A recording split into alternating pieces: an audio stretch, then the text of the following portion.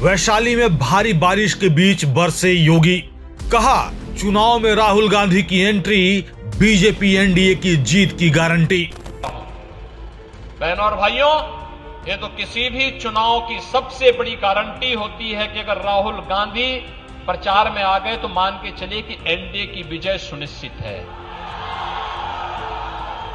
वैशाली में भारी बारिश के बीच जब उत्तर प्रदेश के मुख्यमंत्री योगी आदित्यनाथ मंच पर पहुंचे तो चारों तरफ से जय श्री राम और हर हर महादेव के नारे गूंज उठे। बारिश, कीचड़ और ठंड के बावजूद भीड़ का जोश कम नहीं हुआ। योगी ने जैसे ही बोलना शुरू किया, पूरा मैदान तालियों और नारों से भर गया। लालगंज विधानसभा में बीजेपी प्रत्याशी संजय कुमार सिंह के समर्थन में बोलते हुए उन्होंने कांग्रेस और आरजेडी पर तीखा हमला बोला।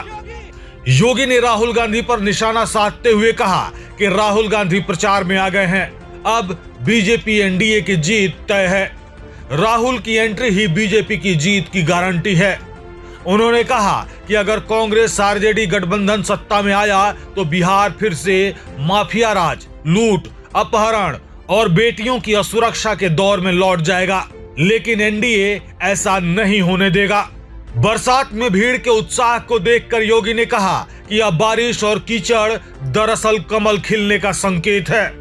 उन्होंने वैशाली की धरती को लोकतंत्र की जननी बताते हुए कहा कि यही वह भूमि है जिसने नालंदा विश्वविद्यालय और भगवान महावीर जैसी महान विरासत दी है। आज यह भूमि नए भारत के संकल्प की गवाह बन रही है। वैशाली की बारिश में योगी की इस भाषण ने माहौल में जोश भर दिया। उन्होंने जनता को भरोसा दिलाया कि एनडीए सरकार विकास और सुरक्षा के रास्ते पर अडिग है और राहुल गांधी की एंट्री से बीजेपी की जीत पक्की हो गई है। आप भी सुनिए सीएम योगी का ये धमाकेदार भाषण।